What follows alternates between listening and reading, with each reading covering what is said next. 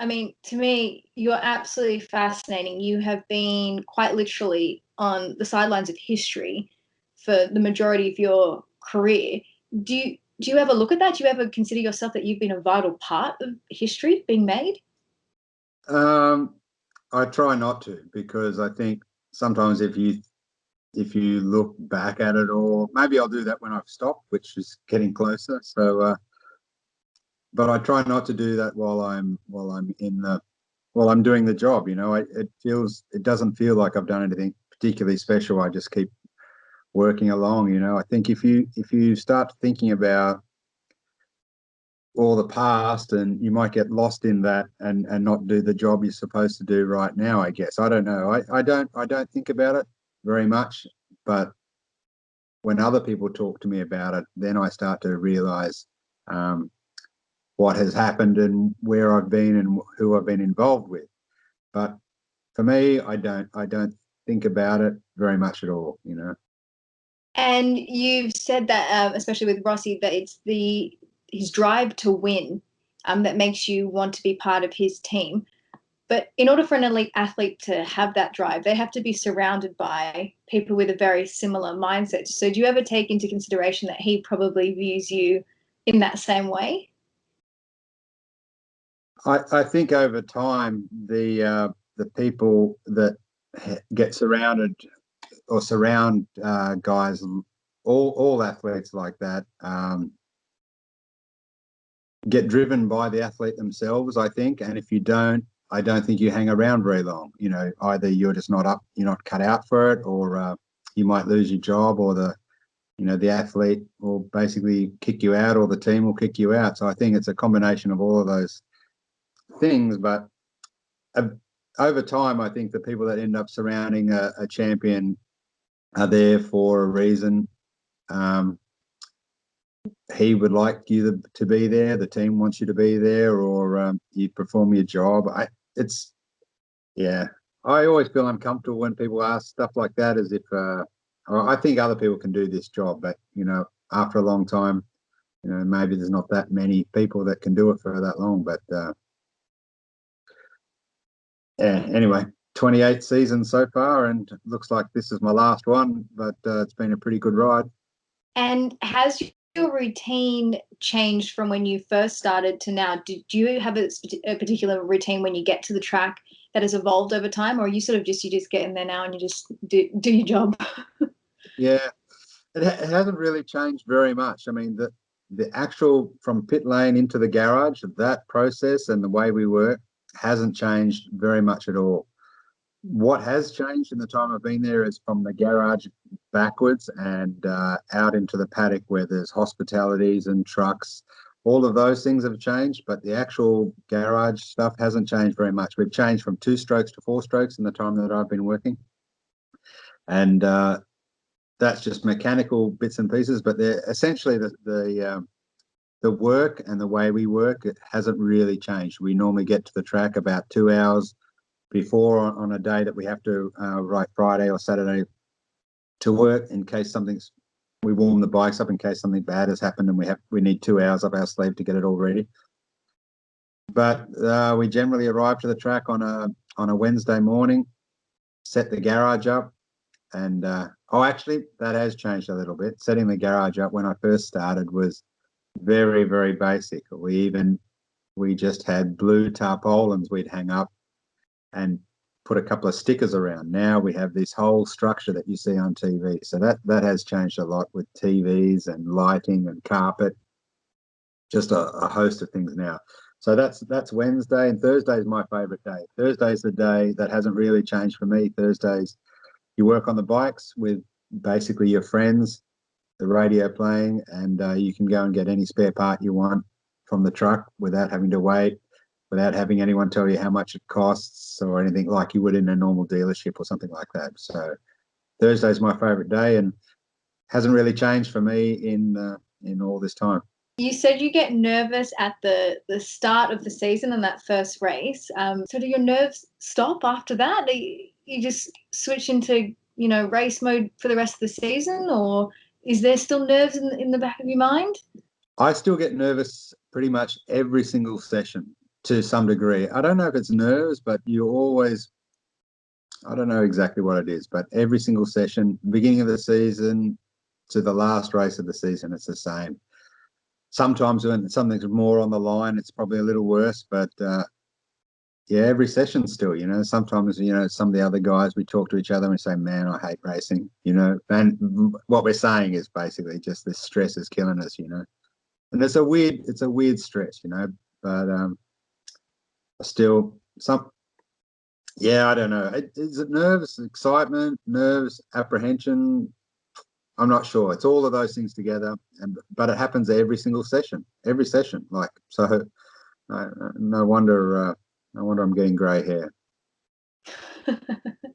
And would you be able to put me in your mindset 15 minutes before lights out, and then during the race? What is going through your mind? Generally, we're really busy, like 15 minutes before we be on the grid by then. So that's kind of calmer, actually. Once we're on the grid and the bike's sitting there, I feel a lot better. Like everything's a lot calmer.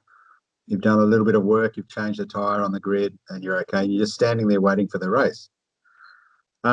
It's the time before that is like a really hectic time from 1 hour before. We generally warm the bikes up 1 hour before, and it's so busy, the amount of little things you have to do preparing the bike just for the race, just these little, just fuel tanks and temperature of everything, tires, wheels, all of this gets done.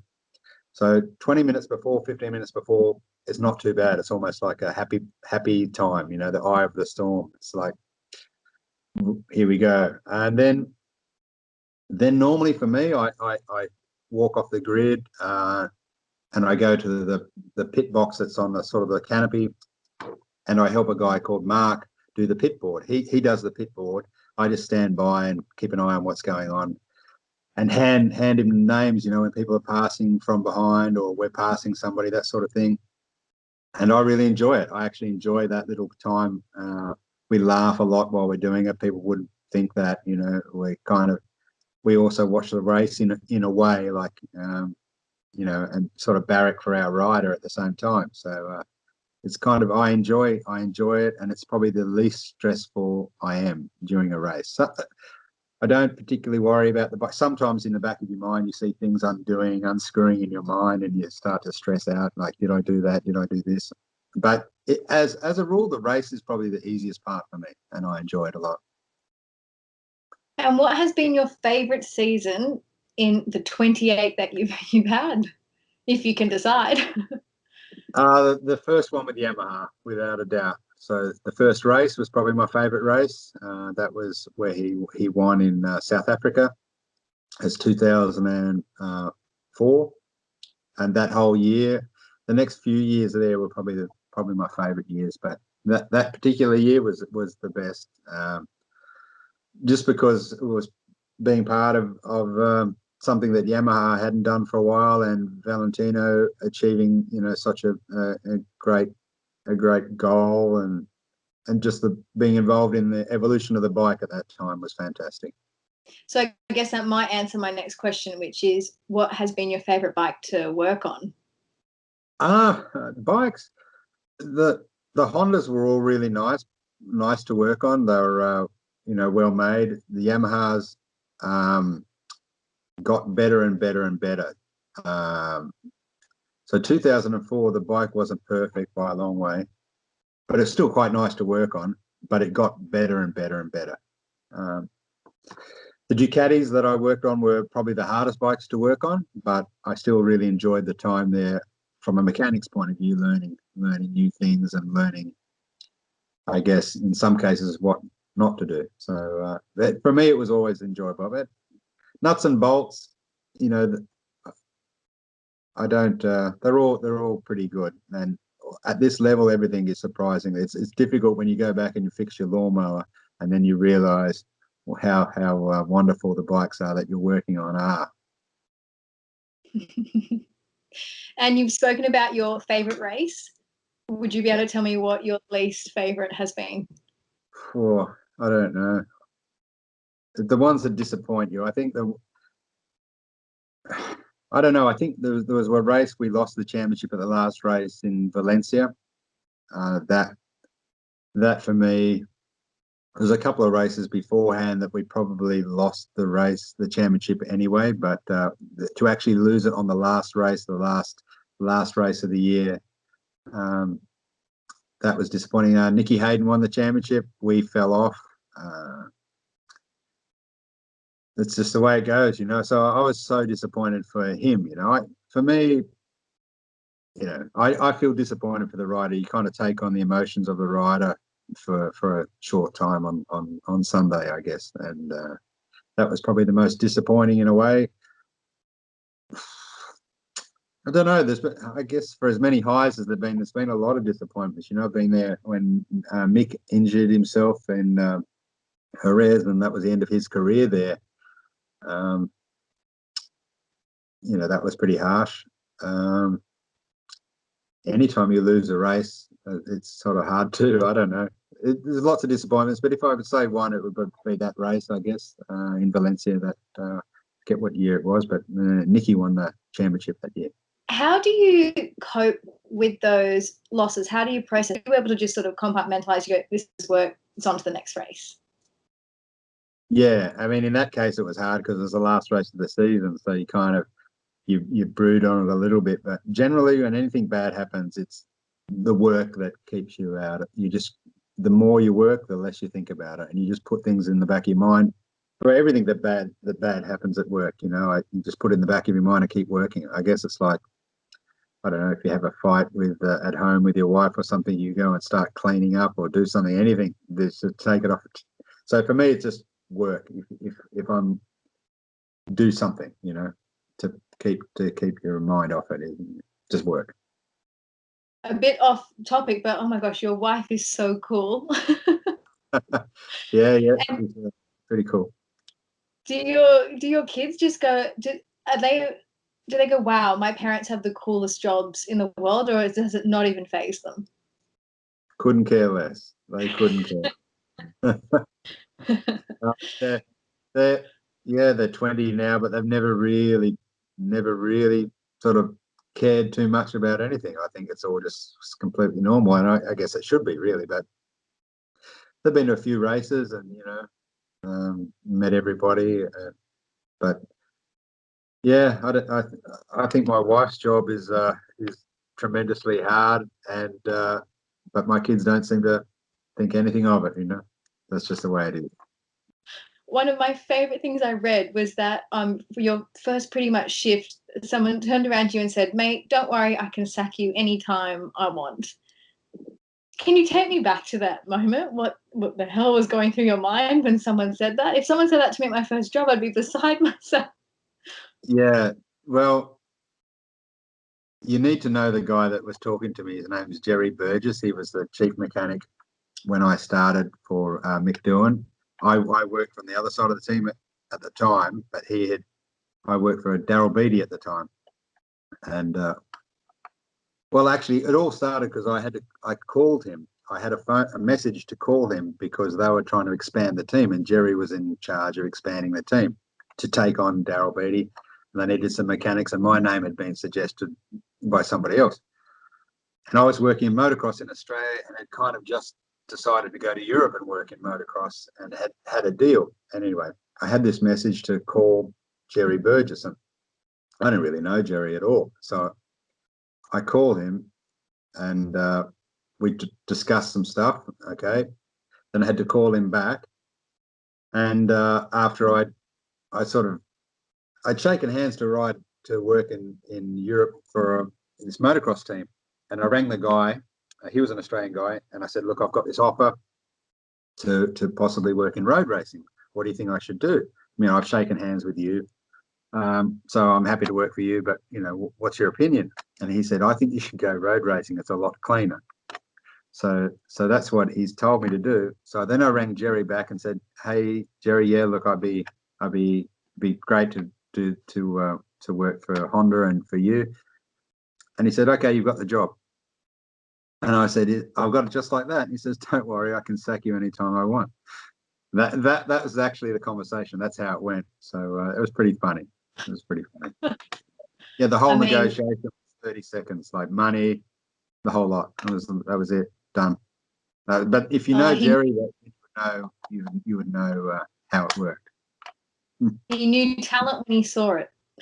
I don't know if he knew talent, but he trusted somebody else in the team who knew me, and like he said, if I was no good, he could sack me anytime. And he was whose couch you slept on, is that correct? No, I worked in motocross. When I left, used to live in Canberra, and I worked in motocross in Australia for Yamaha in Australia, and that was in Sydney. Um, so I first initially moved there. I quit my job. I was a bus mechanic in Canberra for the government. I was making at that time, I think it was pretty good money, like 35,000 a year. I think at nearly 30 years ago, so or more, and it was good money.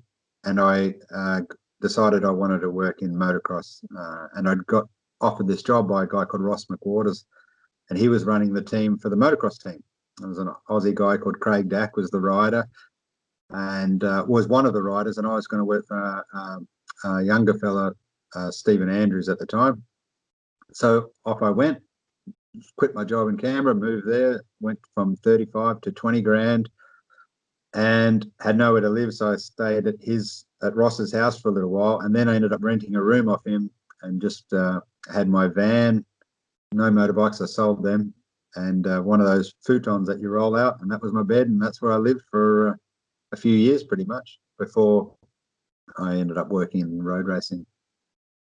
Oh gosh, it's such a fascinating story. Yeah, I don't know why it seems fascinating. It's just what I did and what lots of people do, all sorts of things like that. So then you went on to work with Mick. Could you describe that experience? Because I know he from everything I've read and from everything everyone's told me at work, he did have almost like quite an aggressive nature at times. Yeah, I guess so. Because he was kind of, I mean, I worked for Daryl the first year, and Daryl is the nicest guy you'll ever meet, and Mick is too, but they're completely different, and Valentino's completely different again. But yeah, Mick is, I would call, he's more like an aggressive rider. His mindset can be, or was, kind of aggressive. He would like a boxer before a fight, so he would kind of get G'd up to race. And that would come across often, I guess, as anger. And when things weren't right, he would let you know.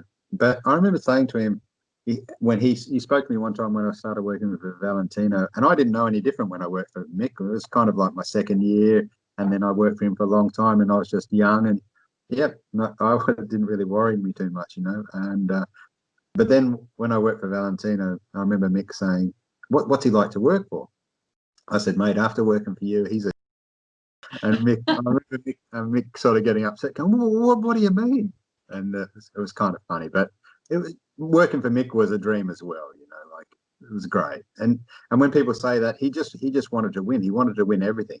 I'm talking fastest. He wanted to be the fastest qualifier everywhere he went. He wanted to be the fastest at practice. He wanted to be the first one to leave the track to get to the airport. He wanted to be the first one in the queue at the airline desk. That sort of stuff. He just liked being first, and that was him. He did it with everything. And are you? I know you might not be able to, but are you able to tell me about the 1994 nightclub story? Yeah, that was. We're in Brno in the Czech Republic.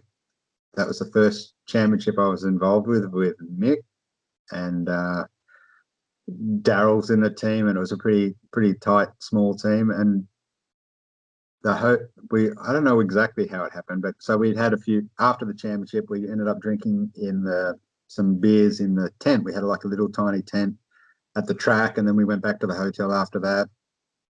Then we decided we'd go to this nightclub, it wasn't in our hotel, I don't think, but I have stayed in the hotel. But there was a nightclub in the bottom of this hotel. So this is 94, all right? And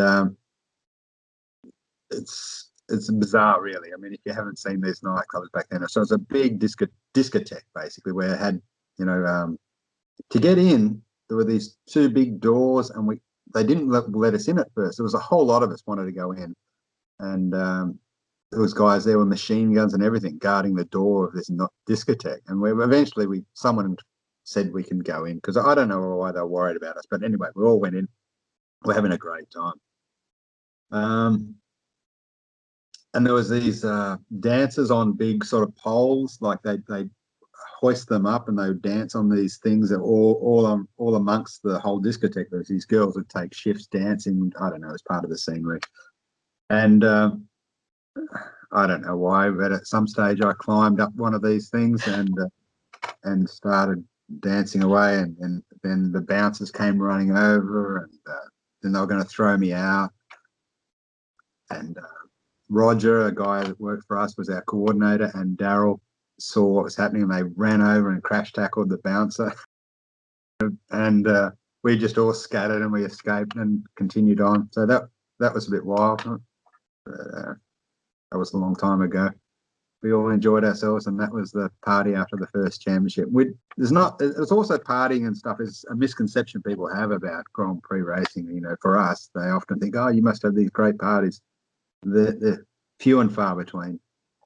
Mostly you're packing up, you're too tired, and sometimes you don't even want to get off your hotel bed and just go to sleep in your clothes after a race sometimes when you're that tired. One thing, though, is you refer to Valentino as Valentino and not the rider. And so I was going to ask you, when this season ends, are you going to refer to him as Valentino, or in your mind will he always just be the rider? The rider thing was sort of came about. The Japanese, when I first started working, would used to describe the riders as the riders, so that they often didn't say their name. Sometimes they would say the rider.